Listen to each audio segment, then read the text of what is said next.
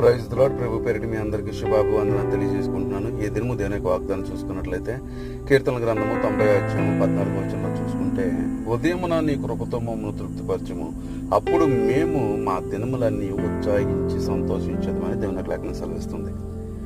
మనం దేవుని యొక్క కృపను పొందుకోవాలన్నా, దేవుని యొక్క మాట చొప్పున మనం సంతోషంగా ఉండాలన్నా, మనము తృప్తిపరచబడాలన్నా, మన యొక్క ఆలోచనలన్నీ పక్కన పెట్టాలన్నా దేవుని యొక్క మాట వినటం నేర్చుకోవాలి. ఎప్పుడైతే దేవుని యొక్క మాట వినటం మనం నేర్చుకుంటామో అప్పుడు మనకి నెమ్మది, శాంతి, సమాధానము కలుగుతుంది.